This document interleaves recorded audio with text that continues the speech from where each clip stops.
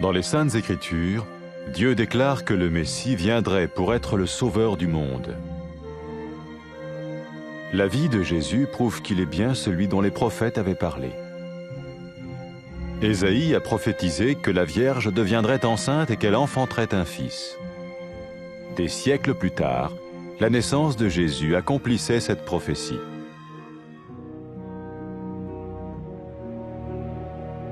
Les Saintes Écritures déclaraient que le saint à naître serait appelé le Fils de Dieu.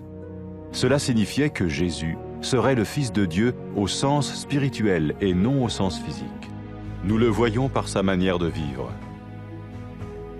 Il a guéri des malades, il a pardonné leurs péchés, les a ramenés à Dieu et leur a promis une place dans le royaume éternel de Dieu. Il s'est offert lui-même en sacrifice pour le péché à leur place. Puis il est revenu à la vie, victorieux sur la mort selon le plan de Dieu. Jésus a dit « Personne ne me prend la vie, mais je la donne de ma propre volonté ».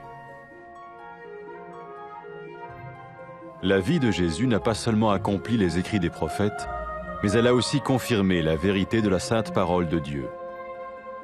Les prophètes avaient écrit « Ta parole, ô mon Dieu, est parfaite, elle dure à toujours ». Jésus lui-même a dit « Le ciel et la terre disparaîtront, tandis que mes paroles ne disparaîtront jamais. » Jésus est venu pour nous donner la vie dans toute sa plénitude.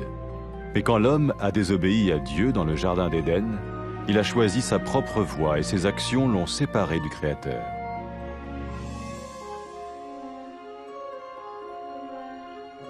Les Saintes Écritures déclarent que tous ont péché et que le salaire que paye le péché, c'est la mort. Il s'agit de la mort spirituelle, éternelle séparation d'avec Dieu. Mais tout comme Dieu a donné un bélier pour qu'il meure à la place du fils d'Abraham, ainsi il a envoyé Jésus, le Messie, mourir à notre place.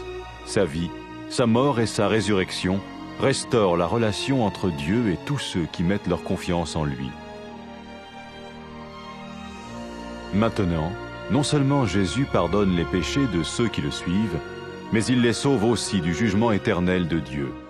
Ils sont sûrs d'aller au paradis et de vivre avec lui pour toujours. C'est cette vie et cette liberté de la culpabilité et du pouvoir du péché que Jésus offre à chacun aujourd'hui.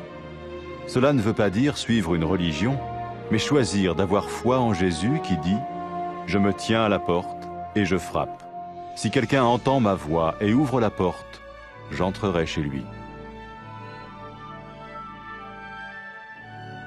Cela veut dire se tourner vers Dieu et croire que Jésus vient dans nos vies pardonner nos péchés et nous rendre tels qu'il veut que nous soyons. Il ne suffit pas d'approuver intellectuellement ce qu'il dit, ni de vivre une expérience émotionnelle. Nous le recevons par grâce, au moyen de la foi, par un acte de notre volonté. Lorsque quelqu'un est prêt à suivre Jésus le Messie, il peut lui parler par une simple prière. Peut-être êtes-vous prêt maintenant à ouvrir votre vie à Dieu. Si oui, vous pouvez vous joindre à la prière suivante, silencieusement, dans votre cœur. Seigneur Jésus, j'ai besoin de toi. Merci d'être mort sur la croix pour mes péchés.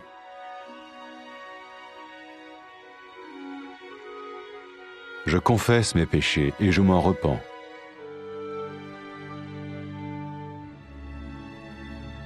Je t'ouvre la porte de ma vie et je te reçois comme mon Sauveur et Seigneur.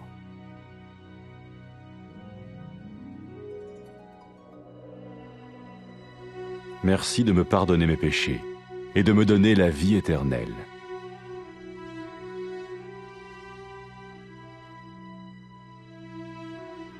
Fais de moi le genre de personne que tu veux que je sois. Maintenant que je deviens l'un de ceux qui te suivent. Amen.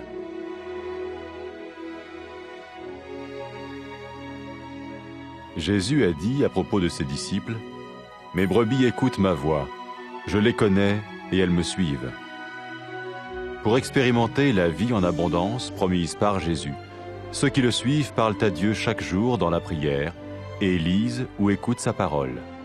Ils parlent de lui à d'autres personnes et rencontrent régulièrement ceux qui l'aiment et le suivent.